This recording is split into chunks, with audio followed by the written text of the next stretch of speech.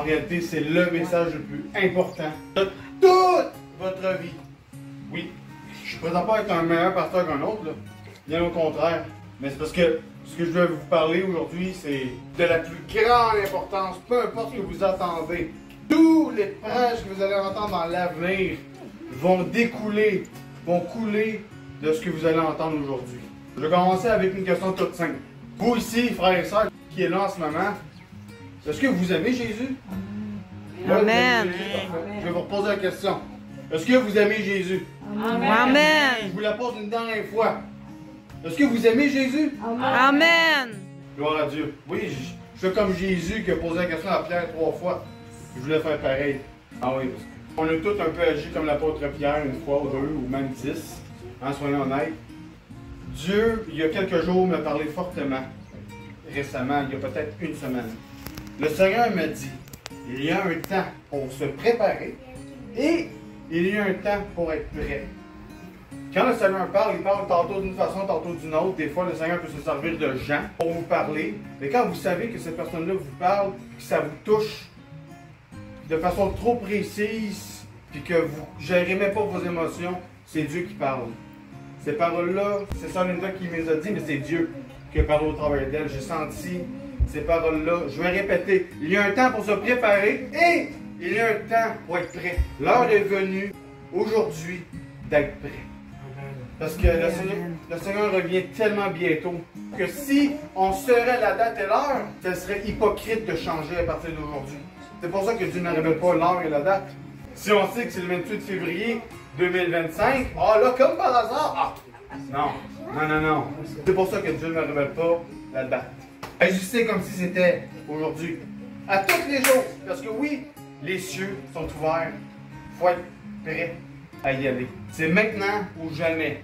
Amen. Vous avez entendu cette expression-là souvent? Maintenant ou jamais? Oui, amen. En Christ, il n'y a rien de plus vrai. C'est maintenant ou jamais. Dieu m'a également dit de relire le premier commandement et de le méditer mot par mot. Quand le Seigneur m'a dit ça il y a une semaine, c'est dû, je me souviens plus, après un jeûne ou une prière, je me souviens plus exactement ce que je faisais. Puis, Seigneur, le premier commandement, ok. Je l'ai lu, mais il m'a vraiment mis à cœur de le décortiquer, de le lire tranquillement et de le décortiquer mot par mot. Frères et sœurs, aujourd'hui, le message que Dieu va vous dire au travers de ma bouche tourne autour du premier commandement. Vous allez m'entendre parler pendant 1 heure du premier commandement. Je vous avertis que vous allez l'apprendre par cœur, aussi facile soit-il. Encore, il faut bien le comprendre. Encore, il faut bien saisir ce que ça veut dire. Le Seigneur a mis sur mon cœur que parfois, moi le premier, lire la parole c'est important, mais la comprendre c'est aussi important. Parfois, on lit trop rapidement. Il faut prendre le temps de lire doucement la parole afin de bien la comprendre. Et de la relire. Relisez, même si vous pensez savoir, même si vous savez, relisez. Lisez toujours la parole en considérant que vous ne savez rien. Faites le test. Dieu nous apprend toujours quelque chose, même si ça fait 100 fois que vous relisez le même verset. Oh oui, je l'apprends à mes dépens. C'est drôle que le Seigneur m'a dit de décortiquer le premier commandement, mot par mot. Et il m'a surtout dit, parle-en à plus de personnes possible. 2 jours après, mon frère Wesley me dit, la bénédiction de Dieu est sur toi, parle maintenant. Alors, quand que frère Wesley me dit ça, ça a été un signe. Que oui, c'est vrai, j'ai bien compris ce que Dieu me dit. Il faut que j'en parle au plus grand nombre. Et c'est ce que je veux faire. Je vais le lire, même si vous le connaissez déjà la plupart. Et je vais le relire. Parce que le premier commandement est le plus important. Avec celui qui lui est semblable, qui est le deuxième. Le commandement, c'est « Tu aimeras le Seigneur, ton Dieu, de tout ton cœur, de toute ton âme et de toute ta pensée. » On va y revenir. Oh oui, vous allez m'entendre le répéter. Tu aimeras le Seigneur ton Dieu de tout ton cœur, de toute ton âme et de toute ta pensée. Mais qu'est-ce que ça veut dire, ça? C'est facile. Oui, mais la profondeur et tout ce que j'ai décortiqué, c'est facile à comprendre, mais il y en a tellement large. Ce verset-là nous met à nu. Ce verset-là met notre cœur à nu. On aime Jésus, mais on découvre qu'on n'est pas parfait dans son amour. La vérité, c'est ça. Tu aimeras le Seigneur ton Dieu de tout ton cœur, de toute ton âme et de toute ta pensée. Ensuite, le Seigneur me fait rappeler Apocalypse, quand que Dieu parle aux 7 églises. C'est vrai que les 7 églises représentent 7 églises dans le monde entier, mais sachez que, surtout l'Apocalypse, la compréhension de ces versets-là, elle est extensible dans sa compréhension. Parce qu'en réalité, Dieu parle aussi à son épouse, à ses enfants. Apocalypse 2, versets 4 et 5, ça dit « Je connais tes œuvres, ton travail et ta persévérance. Je sais que tu ne peux supporter les méchants, que tu as éprouvé ceux qui se disent apôtres, et qui ne le sont pas, et que tu les as trouvés menteurs. Je sais aussi que tu as de la persévérance, que tu as souffert à cause de mon nom, et que tu n'étais point lassé. » Je m'arrête ici. Dans ce verset-là, on comprend que Dieu voit les efforts qu'on fait. Dieu voit les œuvres qu'on veut faire pour lui, malgré les difficultés. Pourtant, Dieu a un reproche à faire à ces gens-là, malgré leurs efforts. Dieu a un reproche à faire à ces gens-là. Mais ce que j'ai contre toi, c'est que tu as abandonné ton premier amour. Le premier amour, ça vous fait penser à quoi? Moi, en tout cas, ça me fait penser au premier commandement.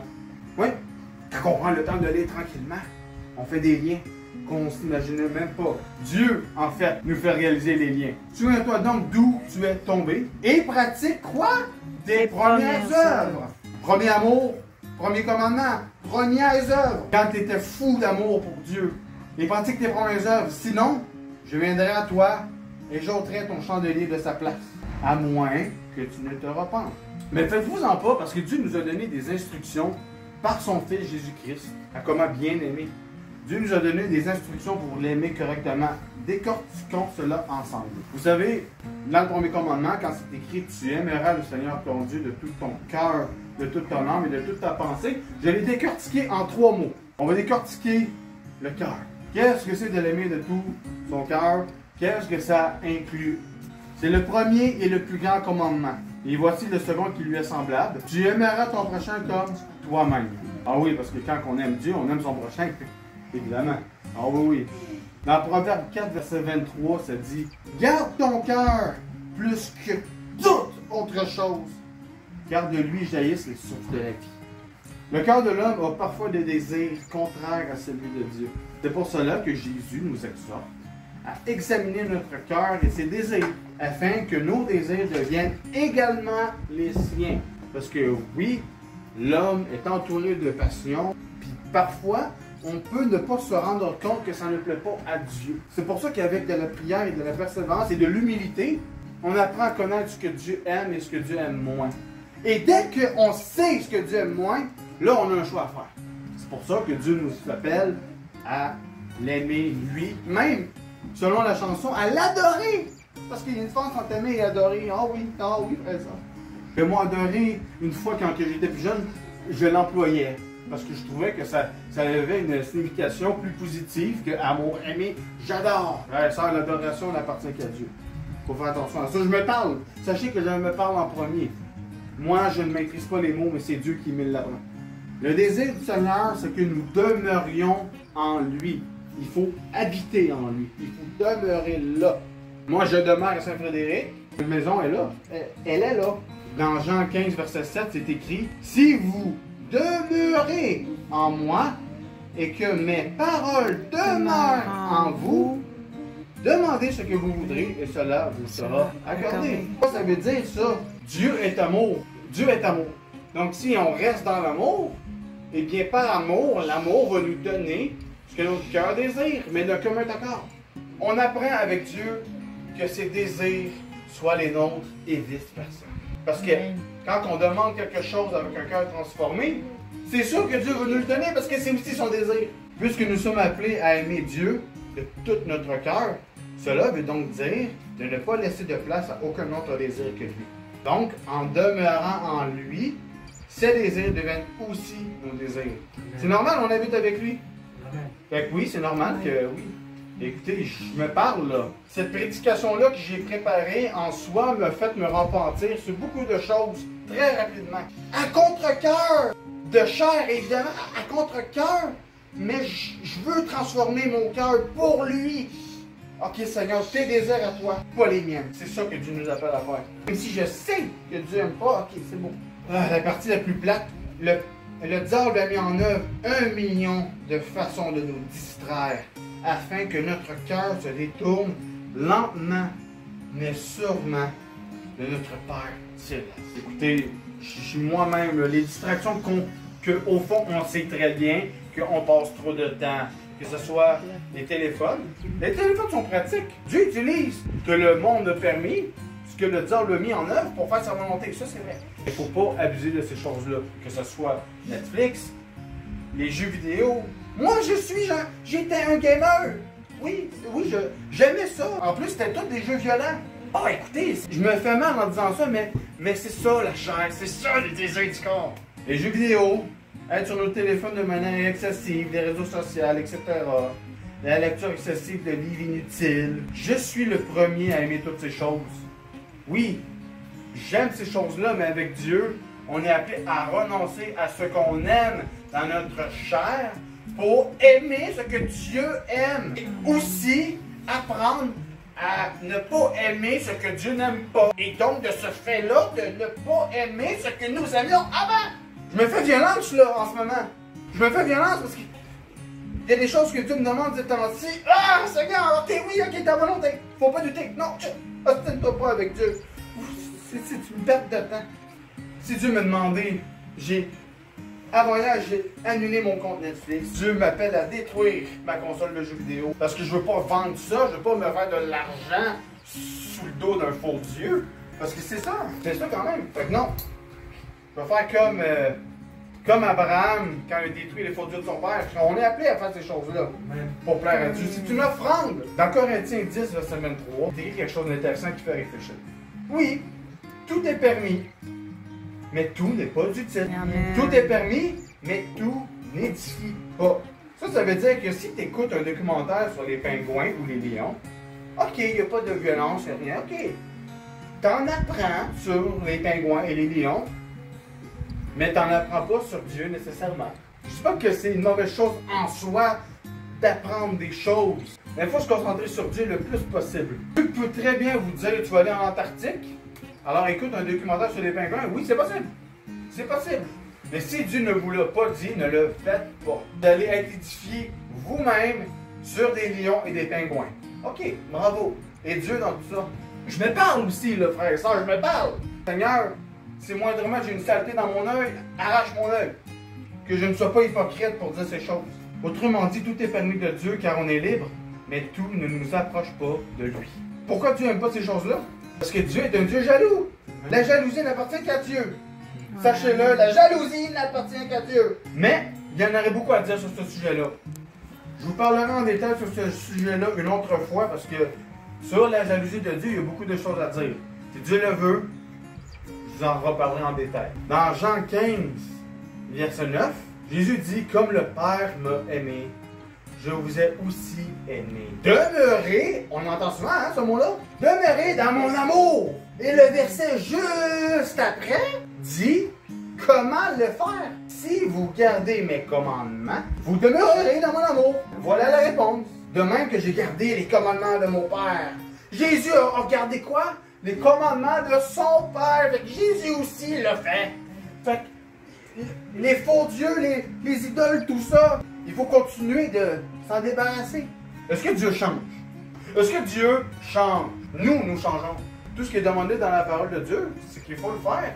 Les coutumes changent, l'humanité change, mais Dieu ne change pas. On est appelé, le Seigneur m'a donné comme mandat de revenir à la source et de parler de l'essentiel en toute simplicité. Je l'ai compris il n'y a pas longtemps. De même que j'ai gardé les commandements de mon Père et que je demeure dans son amour. Et oui, Jésus nous aime tellement qu'il nous apprend même pour lui c'est quoi l'amour ici pour nous. Si quelqu'un m'aime, Jésus parle à nous autres, là. Si quelqu'un m'aime, il croit, il gardera ma parole et mon Père l'aimera. Nous viendrons à lui et nous ferons notre demeure chez lui. Donc, si on aime Jésus, si on aime Dieu, il faut demeurer dans son amour en l'aimant lui et son prochain. Je l'aime beaucoup ce verset-là. Oui, écoutez, il va y avoir beaucoup de versets, fait que vous êtes mieux d'écouter que de tourner plein de pages, parce qu'il y a énormément de versets et beaucoup d'enjeux. Jean, c'était l'apôtre que Jésus aimait. Comme par hasard, dans Jean, on parle énormément d'amour. Et pourtant, c'est la chose la plus importante que Dieu nous appelle à faire. de l'aimer lui en premier et par extension les autres. Dans Jean 10, verset 14, le Seigneur nous appelle ses amis. Vous êtes mes amis si vous faites ce que je vous commande. On est les serviteurs de Dieu, mais on est les amis de Christ. On est les serviteurs du Dieu Tout-Puissant, mais Jésus nous appelle ses amis. Pourquoi? Parce que les serviteurs ne savent pas ce que leur maître fait. On a été appelés amis pour ça. Nous sommes plus que des serviteurs maintenant, mais bien des amis de Jésus. Parce que Dieu a donné ses enfants à Jésus afin qu'on devienne son ami. Ami, là, c'est fou ça. Pas juste serviteur. Ami de Jésus. Dans Jean 15, verset 17, en fait, le verset que j'ai dit tantôt, là, vous êtes mes amis si vous faites ce que je vous commande. Plus loin, Jésus répond comment s'y prendre. Ce que je vous commande, mettons que je collerais ensemble ces deux versets-là, ok? Ça fait ceci. Vous êtes mes amis si vous faites ce que je vous commande. Ce que je vous commande, c'est de vous aimer les uns les autres. Simple comme ça. Oui, c'est simple. Mais pour la chair, c'est pas si simple. Hein? Non. Et pourtant, cela veut dire, si vous aimez Jésus, vous aimez aussi votre prochain. En plus du premier commandement qui lui est lié. Psaume 37, verset 4 dit, fais de l'Éternel tes délices, il te donnera ce que ton cœur désire. Je sais que l'imitation va être bizarre là, mais Dieu veut qu'on fasse ça de lui. Ah, Seigneur, tu goûtes bon, c'est bon. Je sais. C'est ça. C'est ça que Dieu nous appelle à faire. Il te donnera ce que ton cœur désire. Pourquoi? Parce qu'on a été transformé. Quand on reste en Christ, on est transformé dans le cœur. Et quand on est transformé dans le cœur, je le répète, mon désir devient aussi ses désirs. C'est pour ça que je rends gloire à Dieu de la maison que je vais avoir. C'est ça. Mais il faut que je m'assure de rester en Christ, par exemple. C'est important. Dans Corinthiens 16, verset 14, que tout ce que vous faites soit fait avec amour. Et puisque Dieu est amour, que tout soit fait avec Dieu. Et oui, au fond, c'est ça la vérité. Je ne change pas la parole. Non. Si Dieu est amour, que tout ce que vous faites soit fait avec Dieu. Avec amour aussi. 1 Corinthiens 13, verset 14. Écoutez, il y a beaucoup de versets. Mais c'est pas moi qui parle, c'est Dieu. Moi, je vais juste dicter ce que le Père a dit. Même s'il y a des choses qui dérangent ma chair. Dieu nous aime tellement qu'il nous explique dans sa grande patience c'est quoi l'amour. C'est qu'est-ce que l'amour? Je vous invite tous, frères et sœurs, à redéfinir un mot simple que vous savez, dont on a perdu l'essence. L'amour est patient. L'amour est plein de bonté. L'amour n'est pas envieux. Il ne cherche pas son intérêt. Il ne cherche pas à se faire valoir. Il ne s'enfle pas d'orgueil. Il ne fait rien d'inconvenant. Il ne cherche pas son propre intérêt. Il ne s'aigrit pas contre les autres. Il ne tremble pas dans le mal. L'injustice l'attriste, la vérité le réjouit. En toute occasion, il pardonne. Il fait confiance. Il espère. Il persévère. C'est ça l'amour. On vient de décrire Dieu, là. On vient de décrire Dieu. Pourquoi? Parce que Dieu est amour. Vous voulez apprendre à connaître Dieu. La vérité est dans sa parole. C'est écrit là. Comment est-ce que Dieu est? Si Dieu nous montre c'est quoi l'amour, serions-nous pas en train de connaître Dieu sans s'en rendre compte? Dans Jean 4, verset 20, si quelqu'un dit, ça c'est un avertissement, si quelqu'un dit, j'aime Dieu et cependant il déteste son frère, c'est un menteur. S'il déteste son prochain même, c'est un menteur. Pourquoi? Car comment celui qui n'aime pas son frère ou son prochain, comment il fait pour le détester? Si quelqu'un dit j'aime Dieu et il est son frère, il est un menteur. Car comment celui qui n'aime pas Dieu, qui n'aime pas son frère, qui voit, peut-il aimer Dieu qui ne voit pas? Ça fait? Oui, ça me donne des claques au visage. C'est logique, c'est une logique incroyable et tellement simple. Dieu m'a déjà dit plein de fois, la vérité est dans la simplicité. Il n'y a rien de plus véridique qu'un carré et qu'un cercle. Mais avec la parole de Dieu, avec la compréhension, c'est pareil. Si tu dis que tu aimes Dieu que tu ne vois pas de tes propres yeux, mais que tu n'aimes pas ton frère que tu vois, ressens, sans même que tu vois, c'est pas cohérent. Quelqu'un qui n'aime pas son prochain, c'est un menteur. De dire d'aimer Dieu. C'est pour ça qu'on est appelé à aimer son prochain. Si quelqu'un d'entre vous ici a de la difficulté avec une personne, soyons honnêtes, là. On a tous quelqu'un qui nous tire de l'énergie. On a tous quelqu'un qu'on l'aime uniquement parce que Dieu nous l'a demandé. Oui, oui, Seigneur, moi par mes propres forces, je ne suis pas capable. Mais pour toi, je vais le faire. Renoncez à soi-même pour faire confiance à Dieu totalement. Et regardez ce qui va se passer ici. Vous allez prendre compassion de lui. Dieu va plus loin dans son avertissement. Dans Corinthiens 13, verset 2. Je mentionne les versets pour vous prouver que j'en de rien.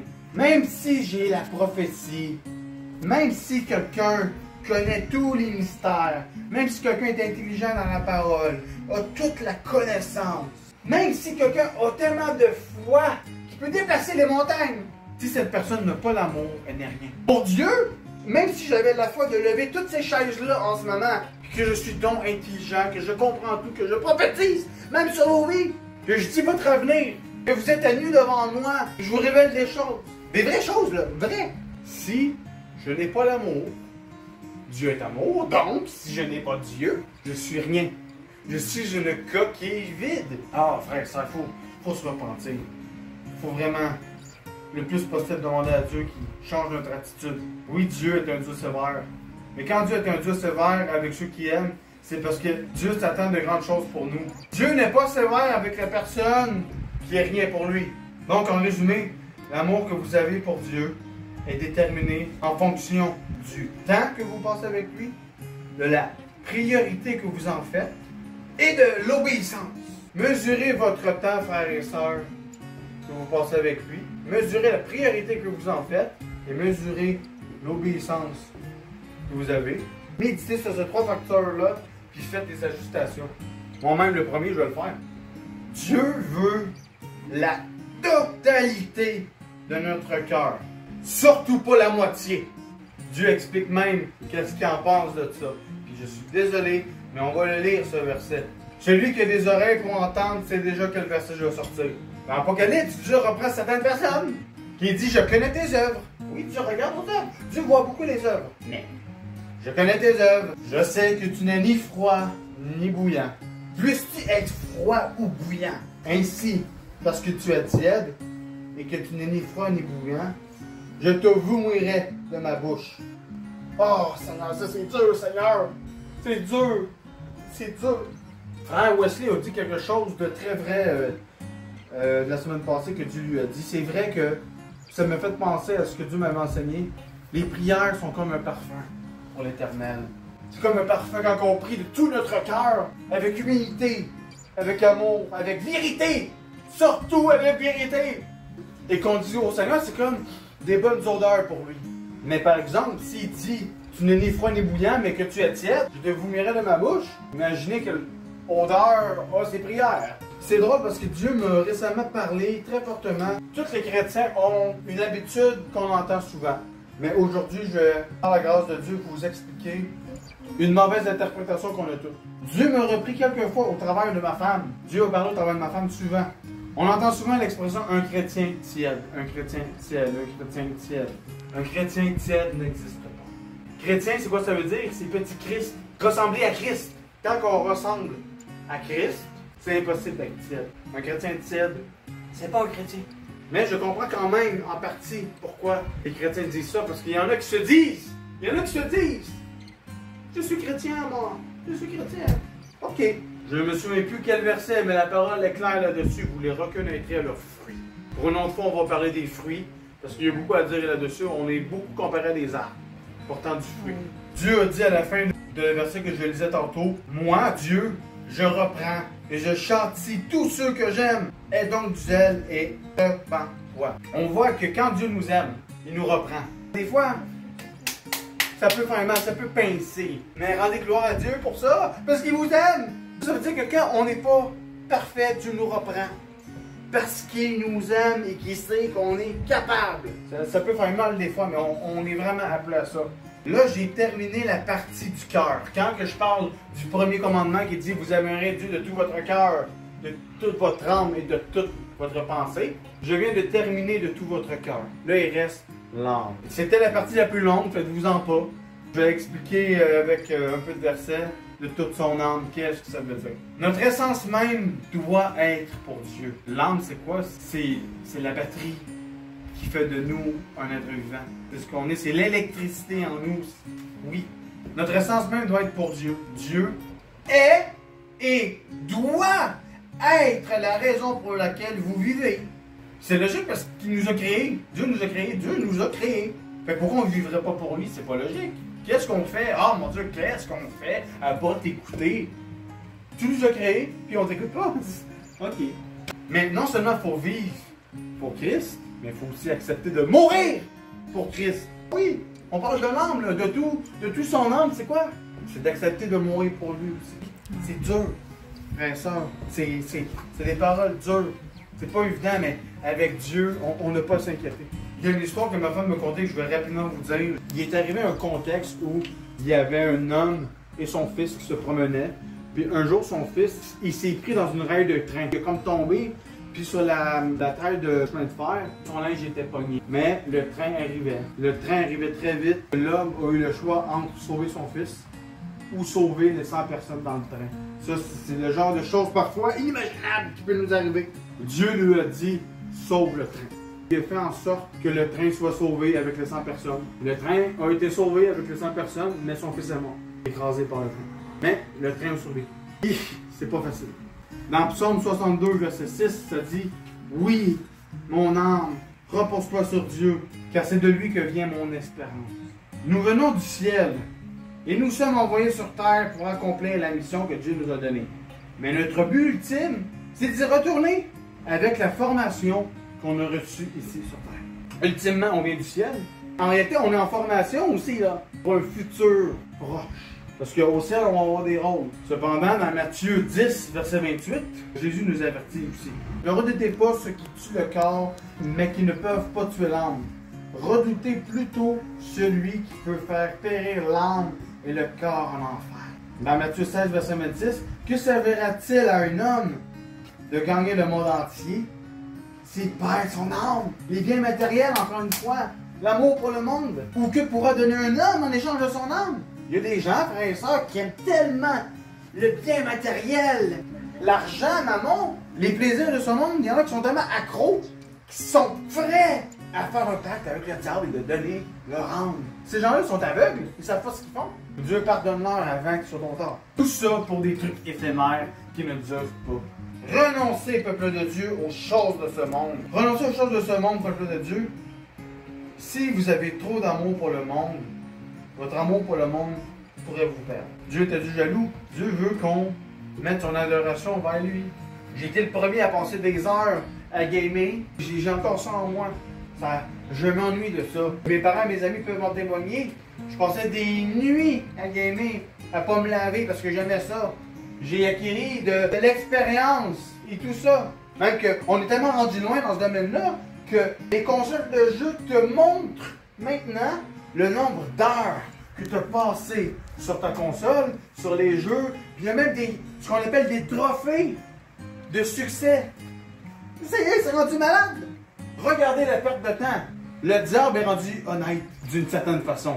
Je fais attention à ce que je dis. Il va jouer sur des vérités. Mais autrement dit, le diable ne se cache plus. Le diable joue avec la vérité. Félicitations, tu as passé 50 heures de jeu. Tu as eu plein de succès. Quelle perte de temps. Regarde la perte de temps que tu as. Les succès, on appelle ça des trophées. Et Dieu, il m'aime tellement qu'il me parlait au travers de mon propre langage. Jésus, il me dit, tu sais, Jacob, si tu lâcherais ça, avec amour, là, un doux murmure. Je sentais même pas qu'il me jugeait. C'est fou. Il me disait, Jacob, je te promets des trophées dans la vraie vie. Et même plus que ça, je te promets une couronne dans la vraie vie. Ça commençait à ce moment-là à me frapper. Parce que malgré nos péchés, Dieu nous parle en fonction de ce qu'on va comprendre. La partie de l'âme est terminée. Quand que tu aimeras le Seigneur ton Dieu de tout ton cœur, de toute ton âme et de toute ta pensée, maintenant, les deux sont faits. Il reste juste la pensée maintenant. Vous avez remarqué quelque chose dans la pensée, c'est très intéressant. Le Seigneur m'a énormément béni au travers de ça. Énormément sur la pensée. Psaume 139, versets 23 et 24. Examine-moi, ô Dieu, et connais mon cœur. Mets à l'épreuve et connais mes pensées. Regarde si je suis sur une mauvaise voie et conduis-moi sur la voie de l'éternité. Quelle humilité. Il reconnaît sa faiblesse, puis demande au Dieu Tout-Puissant de l'aider. Dieu voit votre cœur. Quand vos pensées sont tournées vers Dieu, vous demeurerez peu. Cependant, faites attention à ce qui sort de votre bouche. Ne restez pas focalisé sur des pensées mauvaises qui ne viennent pas de Dieu. Autrement dit, qui est en contradiction avec l'amour. Quand on pense à des choses mauvaises, écoutez, les humains, on est des réceptacles d'information. Soit que Dieu nous informe, soit que Satan nous informe. On a un choix à faire. Si Satan, parce qu'il le fait à tous les humains, surtout les enfants de Dieu, pour nous faire honte, quand Satan nous donne des mauvaises pensées, ne les entretenez pas. C'est normal de les recevoir, mais fuyez vos pensées mauvaises. Il ne faut pas entretenir la mauvaise pensée, même si elle est séduisante. Même si vous voulez vous faire justice vous-même. Ah, Dieu vous comprend même plus que vous le pensez. Parce que ce que vous n'aimez pas, Dieu n'aime pas aussi, parfois. Mais laissez toutes ces choses à Dieu. J'ai déjà prié pour quelqu'un que je n'aimais pas. J'ai dit, Seigneur, je te demande pardon. J'ai de la misère avec cette personne-là. Aide-moi à l'aimer. Change son cœur puis le mien. Je vous garantis, j'étais en colère pendant que je priais, là. Ça a été la prière la plus efficace. Cette personne-là, qui est complètement mon contraire, on s'est mis à s'apprécier au fil du temps. Puis ça a été les prières les plus efficaces. Pourtant, dans ma chair, je savais que ce n'était pas mon genre d'ami. Ce n'était pas mon genre du tout. Aucunement semblable à moi. Mais pourtant, je suis allé au-delà de mes sentiments, de mes émotions. Et en esprit, j'ai invoqué le nom de l'Éternel pour prier pour lui, son âme, ainsi que moi-même. Parce que ça me blessait. Et pourtant, peu de jours avant que Dieu aille chercher cet homme-là a dit qu'il m'aimait, qu'il était fier de moi. C'était pas écrit dans mes notes, là, je vais juste écouter ce que Dieu m'inspire. Puis peu de temps après, il est parti. Oh, je me serais donc senti mal s'il serait parti sans réconciliation. Je rends gloire à Dieu pour ça. J'ai même pleuré sa mort. Quand vous priez en esprit, au-delà de vos émotions humaines et faibles, parce que oui, on est faible, hein? Oui. Bande de faibles. Oh oui! Si on prie au-delà de nos émotions, en connaissant la vérité, en connaissant de cause, croyez-moi que Dieu va le voir. Mon serviteur renie ses émotions pour prier ce qui me plaît. Je vous jure, c'est les prières les plus puissantes. Restez pas focalisés sur des pensées mauvaises qui ne viennent pas de Dieu, autrement dit, qui est en contradiction avec l'amour. Jésus a dit dans Marc 7, de versets 20 à 23, « C'est ce qui sort de l'homme qui le rend impur. En effet, c'est de l'intérieur du cœur des hommes que sortent les mauvaises pensées. » Vous avez pas remarqué quelque chose? Le cœur et la pensée sont reliés. Les adultères, l'immoralité sexuelle, les meurtres, les vols, la soif de posséder. C'est drôle, je m'arrête là. La soif de posséder quoi? Des objets, du monde, de la richesse, de l'argent. Encore le monde matériel. Encore le monde matériel. Les méchancetés, la fraude, la débauche, le regard envieux, la calomnie, l'orgueil. L'orgueil, c'est souvent dû à des exploits de choses matérielles. La folie. Toutes ces choses mauvaises sortent du dedans et rendent l'homme impur. Dans Matthieu 5, versets 27 et 28, ça c'est un verset intéressant que j'ai compris un sens très profond et large. Vous n'êtes pas prêts à ce que je veux vous dire. Pourtant c'est tellement logique. Hein? Quand Dieu nous dit qu'on est renouvelé en intelligence, c'est vrai. Vous avez appris qu'il a été dit, tu ne commettras point d'adultère. Mais moi je vous dis que quiconque regarde une femme pour la convoiter a déjà commis un adultère avec elle dans son cœur. Nos pensées sont le reflet de notre cœur.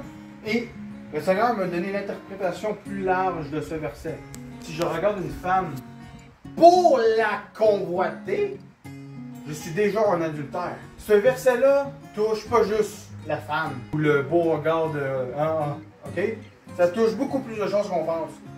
Que ce soit une série Netflix ou des jeux vidéo, la façon que c'est monté, ça, là, ils veulent que les spectateurs soient dedans. Ils veulent qu'on vive l'émotion. Ils veulent nous faire vivre des émotions pour nous diriger vers des pensées, pour suivre l'histoire. ils font ça bien, là. Ce sont des bons acteurs. Mais pourtant, ces choses-là ont un impact dans le monde spirituel. Moi, quand je joue à des jeux vidéo, je joue toujours à des jeux violents. Parce qu'au début, je me disais, ah, mais je fais pas ça dans la vraie vie. J'ai tué des milliers de personnes dans mes jeux vidéo. Pourtant, je l'ai pas fait dans la vraie vie. Mais spirituellement, dans le monde spirituel, je suis un sanguinaire.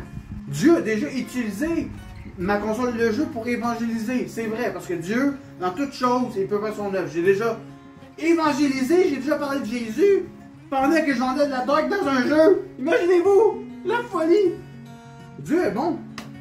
Mais je manquais de crédibilité. Si on regarde une femme pour la convoiter, on a déjà commis l'adultère avec nous dans son cœur. C'est pareil que de tuer quelqu'un dans un jeu, dans une fausse réalité. Non, dans ton cœur, tu l'as tué. Moi, quand on me tuait dans mon jeu, à quoi je pensais?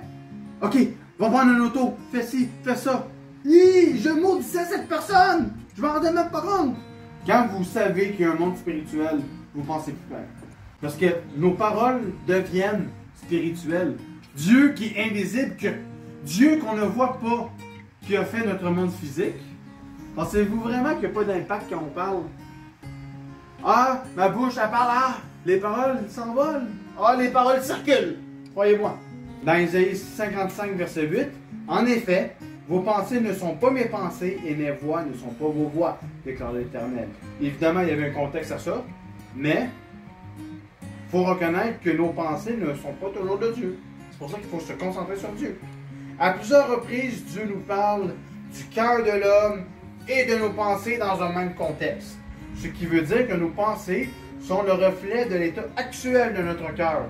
Il faut toujours veiller à ça. Dieu me dit, celui qui a un cœur droit, on a déjà entendu cette expression-là, cet homme a un cœur droit. Qu'est-ce que ça veut dire? Cet homme qui a un cœur droit maîtrise ses pensées. Celui qui a un cœur droit est donc le maître de ses pensées.